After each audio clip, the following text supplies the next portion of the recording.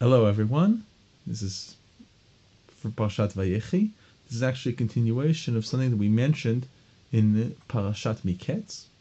As you recall, Paro tested Yosef for his knowledge of languages, and Yosef displayed fluency in 70 languages. After having displayed fluency in 70 languages, he confided in Paro that he knew a 71st language which Paro did not, Hebrew.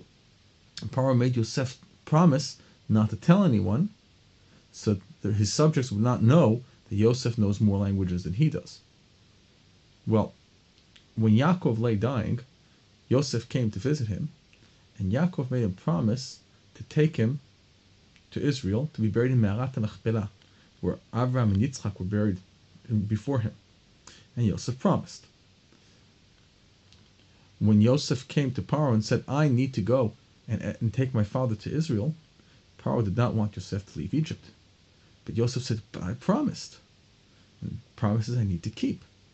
So Paro said, maybe I should ask Yosef to annul his promise, since Jews have this thing that they can annul promises. But in that case, there will be nothing to keep him from not annulling his promise to me, and he might tell other people that he knows a language I don't know.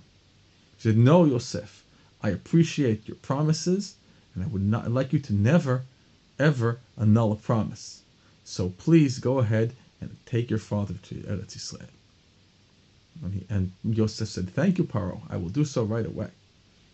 And so Yosef and his brothers took his father to eretz Yisrael. You see, annulling promises is something that can be done. It's called hatarat nedarim. Of course, it can't be done by yourself. You have to have a good reason. You have to have a beit din that does it. But it's much better to keep your promises than have to annul them. Annulling a promise implies that there was a mistake in the making of the promise. Only then can the promise be annulled. A person who's careful to always keep his promises and not make promises for no good reason will never require annulment, and that is a very high level of tzidkut, which Yosef aspired to, and so should we.